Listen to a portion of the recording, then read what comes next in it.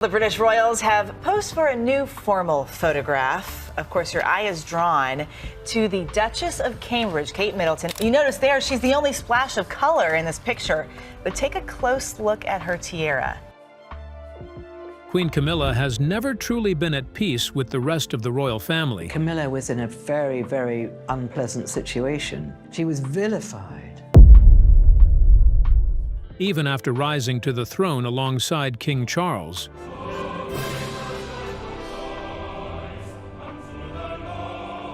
But no one could have predicted the fallout from her latest shocking move against Catherine, Princess of Wales, when she arrived at the state gala wearing Queen Elizabeth's sacred tiara, a piece of jewelry so heavy with symbolism that whoever wore it before the international cameras would be sending a message no carefully worded palace statement could ever rival. This is the story of how Buckingham Palace came dangerously close to watching its carefully crafted image collapse from within.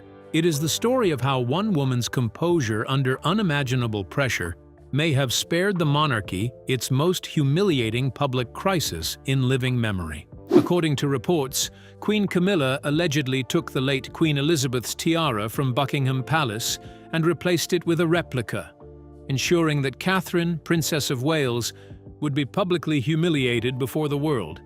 And it all unfolded inside the most secure residence in Britain, just hours before a global state gala. At that moment, the royal family was forced to make a decision in real time: how to contain the crisis without allowing the cameras outside to detect a single problem. Before we look at the secret security footage and uncover the exact moment Camilla was caught on camera, let us begin where all major palace crises begin. As we mentioned, the occasion was a state gala of enormous geopolitical significance. A prominent world leader was to be hosted at Buckingham Palace. The eyes of the international press were already trained on every single entrance, every doorway, and every carefully chosen detail of the evening's presentation. In high-pressure moments like these, the British royal family does not simply show up without carefully presenting every single element, from the complex table arrangements to the flowers to the precise order in which individuals enter a room. Every preparation is a deliberate communication to the world about stability, continuity, and raw power. It was in this pressure-filled atmosphere that a seemingly contained internal dispute began quietly building. If that thread fully unraveled, it threatened to bring down the entire evening with it. And then, Camilla, serving as queen consort, made a shocking request. By most accounts from behind the scenes, it was not framed as a request at all. It was closer to an absolute expectation. She wished to wear the Rose of Windsor tiara, which is one of the most storied and recognizable pieces in the entire royal collection. This jewel is linked to the personal memory and long legacy of the late Queen Elizabeth II. For Camilla, wearing that specific tiara on a night when the entire world was watching would have meant something profound. It would have been a striking visual declaration, a statement worn directly on her head and broadcast to billions of viewers that she had fully, irreversibly, and legitimately stepped into the massive role that so many within the public and within the institution itself have questioned whether she truly deserves. The request went directly to Princess Anne, and Princess Anne, who has spent decades navigating the precise, unforgiving choreography of palace life without ever losing her footing, did not flinch. She did not express outward outrage. She did not engage in the kind of dramatic, emotional confrontation that Camilla may have anticipated or even welcomed. She simply stated, with the clean economy of someone who has absolutely no interest in unnecessary theater, that the tiara was not available. She informed Camilla that it was currently in the care of the official royal jewelers undergoing essential maintenance work. Camilla accepted this answer on the surface. She nodded her head, turned, and walked away. Those around her in the administrative corridors may have been briefly fooled into thinking the matter had been completely resolved. It had not been resolved, but that was only a pretense, because within hours, confidential information began moving through the palace, as information always does in high-stress environments, where knowledge is the ultimate currency. The news that reached Camilla's ears was not maintenance updates or jewelry schedules. What reached her was something far more serious. Word began spreading, carried on by the rapid current of palace gossip, that Princess Anne's inner circle was not simply maintaining the Rose of Windsor tiara. They were actively considering allowing Princess Catherine to wear it for the global gala. Within the specific, high-stakes language of royal symbolism, this was not a simple wardrobe decision. This was a direct institutional verdict. If Catherine appeared before a visiting head of state and the assembled international media wearing that particular jewel, the one most visually and emotionally tied to Queen Elizabeth, it would communicate something that went beyond fashion entirely. It would signal ultimate institutional endorsement.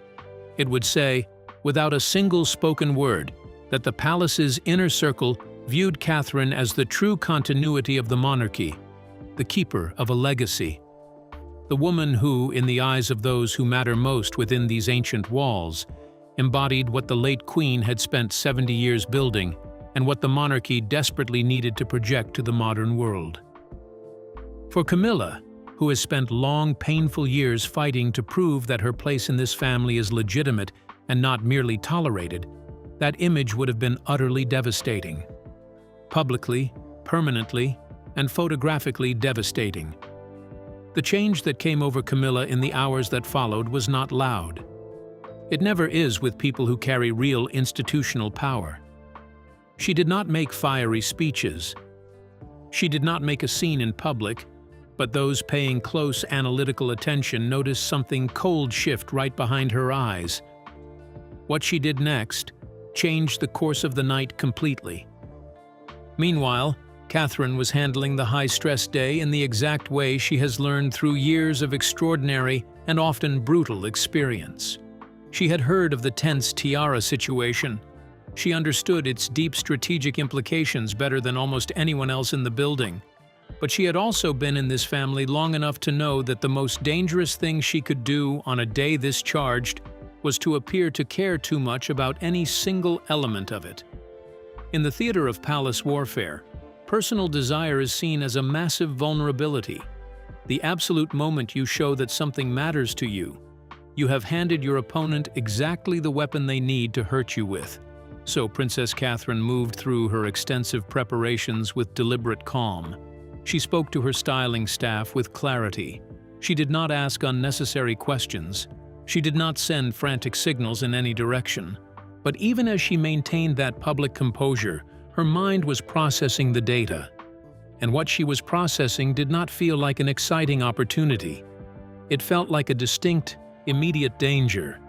Because Catherine understood that the tiara, if it truly came to her, would not be an uncomplicated gift from the firm. It would also be a massive, shining target.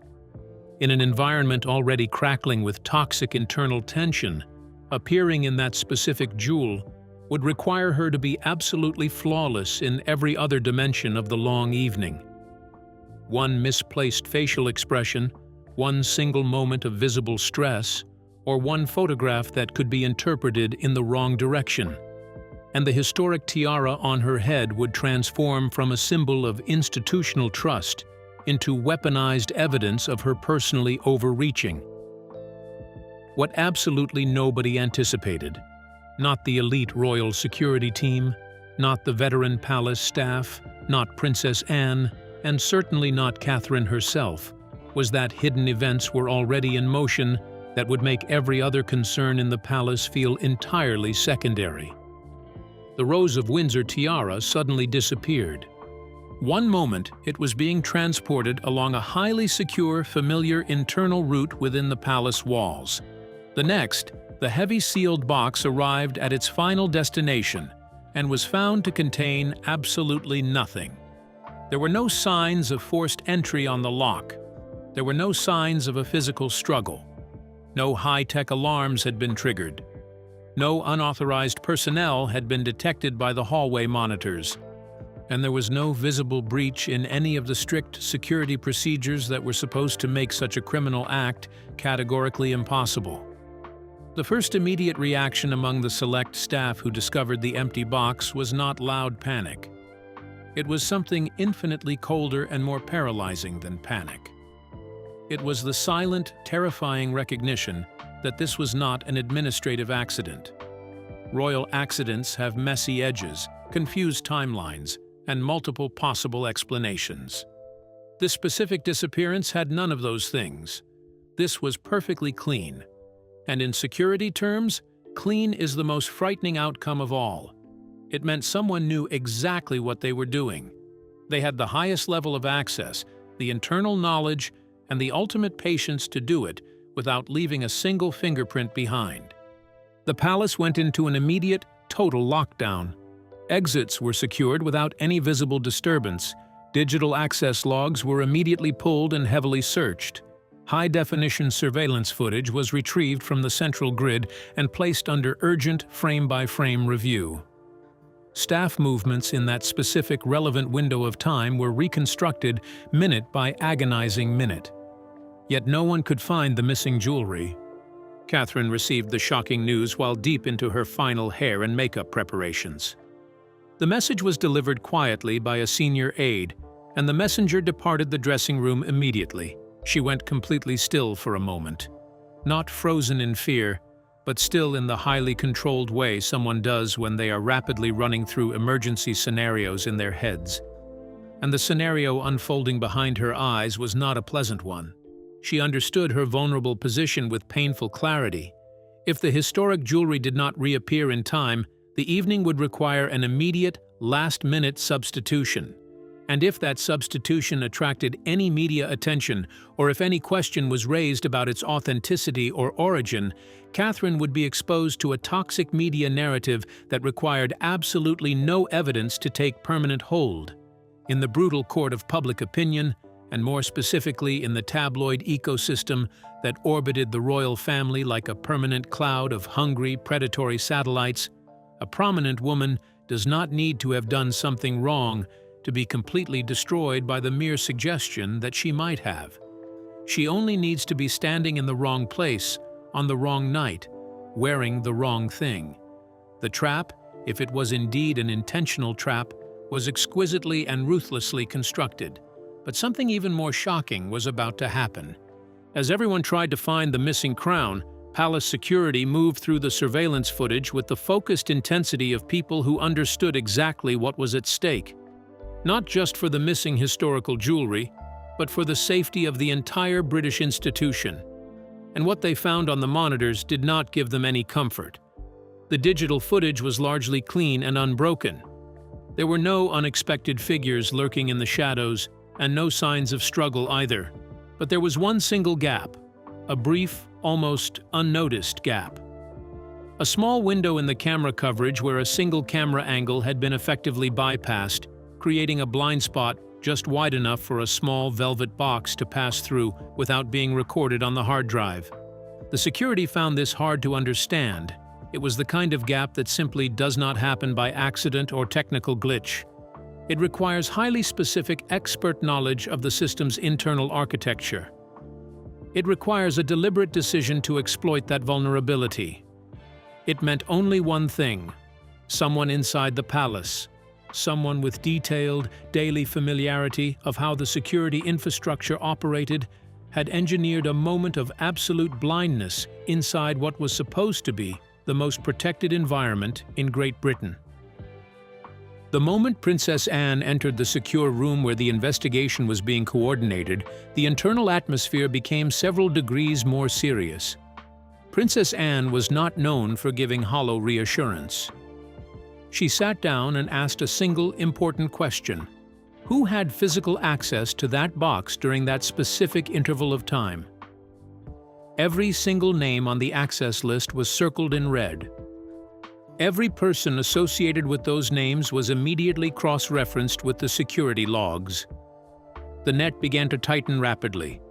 Meanwhile, Catherine remained at a careful distance from all of this chaos. She understood, without needing it explained by her team, that close proximity to the active investigation carried its own massive risks. In environments where a narrative can be weaponized against you, even innocent curiosity can be easily repackaged by your enemies as suspicious interest. She continued her preparations. She spoke only when spoken to. She gave absolutely nothing away. But internally, she was doing something that she has become very good at over the last decade. She was assembling a complex picture from the small fragments available to her. And the picture that was assembling itself was not abstract or ambiguous. It had a very clear, definitive shape. Everyone knew Queen Camilla desperately wanted the tiara. Princess Anne had firmly refused her request. The rumor had spread that Catherine would wear it instead, and now, suddenly, the tiara was completely gone. It was too coincidental. The investigation's reach soon extended far beyond the physical palace walls, and that was the exact moment that changed the entire direction of the night. Security teams following the digital trail, with the methodical discipline of elite investigators who are very practiced at finding things that powerful people do not wish to be found, arrived at a residential address outside the palace. It was the private home of Laura Lopes, Camilla's own daughter. The absolute silence that followed the mention of that name in the room where Princess Anne and the senior investigation team had gathered was the kind of heavy silence that carries more information than a loud conversation. Nobody in that room needed to say out loud what everyone was thinking. If the security trail led directly to Laura Lopez, then the mastermind behind Laura Lopes was not difficult to identify. What the elite team found at the property left everyone in shocked silence. The Rose of Windsor tiara was physically there. It was not hidden in a wild rush, and it was not concealed in a way that suggested sudden panic or messy improvisation. It had been stored with immense professional care. Alongside the genuine tiara, the investigators discovered something else. Something that transformed a serious security situation into a devastating corporate crisis. They found clear evidence of a replica, not a casual, cheap imitation that you could buy at a gift shop, not something that would fool anyone standing up close to it in normal room lighting. It was a high-quality, expertly crafted and professionally commissioned reproduction. It had been prepared with the kind of meticulous attention to detail that meant someone had spent a lot of time and endless financial resources.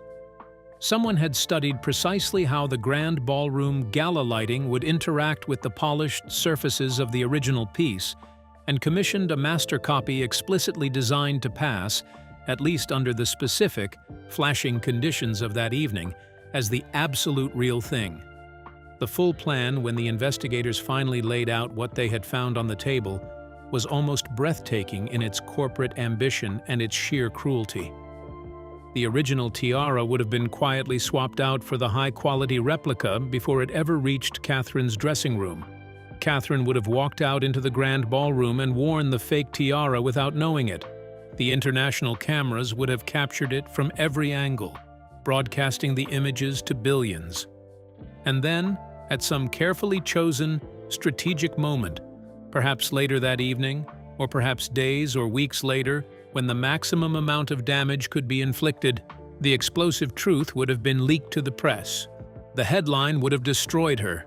Catherine, the woman who wore fake jewelry on one of the most visible nights in the modern royal calendar.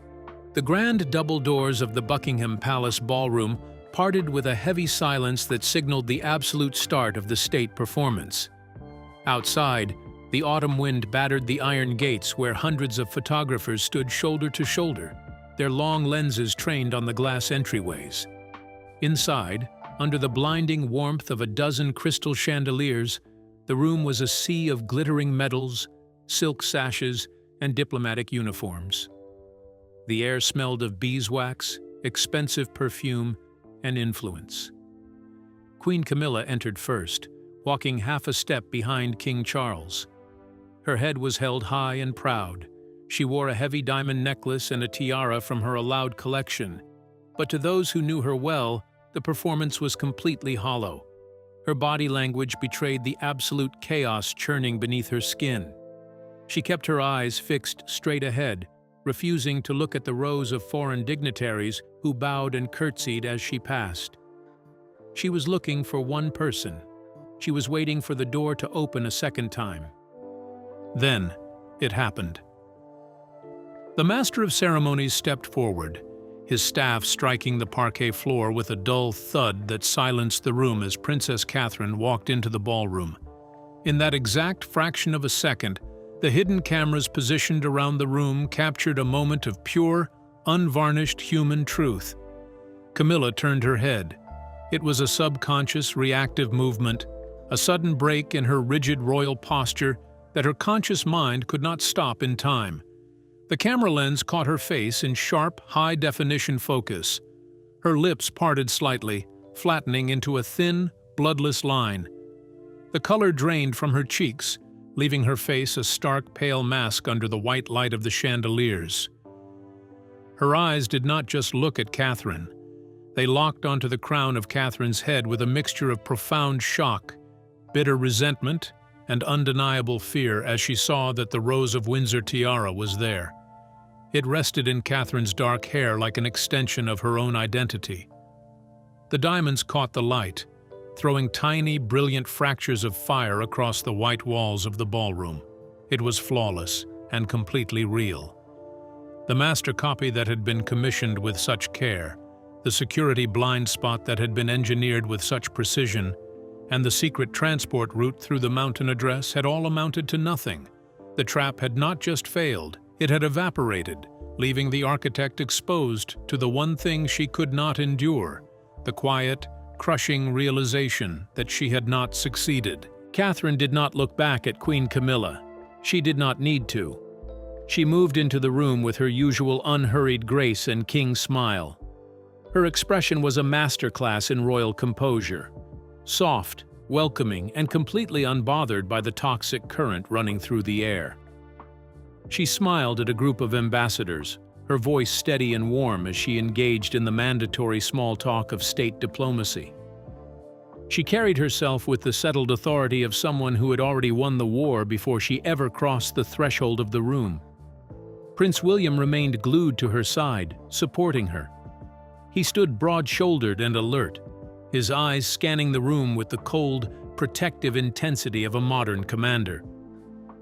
Every time a photographer adjusted their angle, William subtly shifted his position, ensuring that any image captured of his wife showed her backed by the full, unbreakable weight of the future king. He was not just acting as a husband, he was acting as her shield, making it blindingly obvious to everyone in the building that Catherine was protected, valued, and entirely untouchable. As the evening wore on, the quiet sentence of marginalization was executed with terrifying, bureaucratic precision. No one raised their voice. No one made an unseemly gesture. But the choreography of the state dinner was adjusted in real time by the palace staff. Whenever King Charles and the visiting world leader moved to a new cluster of guests, Catherine was naturally and smoothly guided into the primary circle. The cameras followed her like iron filings to a magnet. On the other hand, Camilla found herself trapped in an invisible cage of polite exclusion. Every time she attempted to step into a conversation that would attract the main press corps, a senior courtier would gently but firmly step into her path with a fresh guest or a separate administrative question. She was systematically pushed to the outer periphery of her own gala, rendered entirely decorative on a night she had intended to shine the brightest on. She smiled, she clinked glasses, and she played the part. But the camera frames from that night tell an undeniable story. She was present in body, but completely erased from the narrative of power. But the exclusion was not the end of it. Behind the scenes, the fallout from the investigation moved into its secondary permanent phase. The handling of Laura Lopes was a masterclass in how the British monarchy handles internal offenders not with public executions, but with regal coldness. There were no flashing blue lights at the residential address outside the palace, and no legal briefs were filed in a public court. The institution could never allow the public to see the physical replica or hear the details of the security breach. Instead, Laura was subjected to the slow, agonizing process of institutional erasure. Her name vanished from the automatic guest lists for upcoming royal events. The secure security passes that allowed her vehicle to bypass the outer gates of the royal estates were quietly deactivated. The private telephone lines that had connected her directly to the inner offices of Clarence House went dead. She was simply kicked out of the ecosystem of trust. In the world of the court, there is no punishment more devastating than the loss of closeness to the royal family. She had been close to the center of the world. Now, she was just another face outside the walls. King Charles watched the entire apparatus move from a distance, carrying a heavy, silent burden that aged him by a decade in a single evening. He knew the truth. He knew that the peace of his household was an illusion, bought at the price of a silence that protected the very person who had tried to sabotage his family. He had spent his whole life waiting for the crown, believing that true power would bring stability. Instead, it had brought him to a point where he had to smile at foreign diplomats while knowing his own wife had tried to weaponize a piece of his mother's heritage against the future queen. The contrast between this internal panic and the true standard of royal composure has never been starker than it is today. In recent public appearances, King Charles has faced minor, unpredictable mishaps with an easy grace that reminds the world of the old guard's resilience. When a passing bird recently left a mark on his formal jacket during an outdoor engagement, the king did not panic, look for a PR team, or demand a security lockdown. He simply laughed it off, made a witty remark to the crowd, and continued shaking hands. That is the authentic language of the crown, steady and completely anchored in duty. But inside the Sussex and Camilla factions, that authentic composure has been replaced by a state of panic. Every single event is a high-stakes calculation. Every empty seat at a global summit triggers an immediate social media counteroffensive. They are fighting for legitimacy, whereas Catherine and William simply embody it. When the final guest had departed, Princess Catherine sat before the mirror in her private quarters. With slow, practiced movements, she reached up and lifted the Rose of Windsor tiara from her hair. Her hands did not shake. There was no look of triumph on her face, no smile of secret victory, and no long exhale of relief. There was only the calm, collected quiet of a woman who understood the true nature of the world she lived in. She knew that this evening was not the end of the rivalry, and it was not the final battle for the heart of the monarchy. The jealousy that lived down the hall would not sleep. It would simply adapt, find a new angle, and look for a different piece on the board to move when the light was low. Thank you for staying with us. What do you think of Queen Camilla's attempt to steal the tiara? Do you think she will face consequences? Share your opinions with us in the comments. Remember to like, share, and subscribe for more. Also, click the following video shown on your screen. You will enjoy it.